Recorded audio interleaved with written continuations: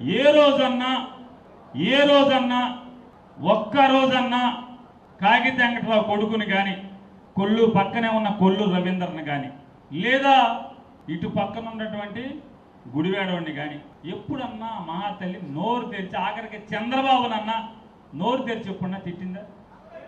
అటువంటి సాధ్వీమణి, అటువంటి విద్యాధికురాలు, ఒక వెనుకబడిన తరగతుల కులంలో పుట్టి ఈ కృష్ణా జిల్లాల పరిషత్కి అధ్యక్షురాలుగా పనిచేస్తున్నటువంటి ఆవిని, ఒక ఉన్నతమైన స్థానంలో ఉన్నటువంటి ఆవిని కించిపరుస్తూ మాట్లాడుతూ దిక్కుమాలిన నీ మంత్రి పదవి కాపాడుకోవడం కోసం నువ్వు ఎన్ని ఇట్లాంటి సాధ్వీమణి లాంటి ఆడపడుచుల్ని ఎంతమందిని నువ్వు తిట్టినా, ఎంతమందిని ఆడపిల్లల్ని నువ్వు ఇష్టారాజ్యంగా అసహ్యంగా మాట్లాడినా చంద్రబాబు నాయుడు నీ మంత్రి పదవి పీకటం మాత్రం ఆగడనేది మాత్రం తెలుసుకోకూడదు రవీంద్ర. రోజులు లెక్కెట్టుకోమని మొన్నే కదా నీకు చెప్పాడు చంద్రబాబు నాయుడు. మొన్న క్యాబినెట్లో చెప్పాడా లేదా? ఆంధ్రజ్యోతి రాధాకృష్ణ రాశాడా లేదా?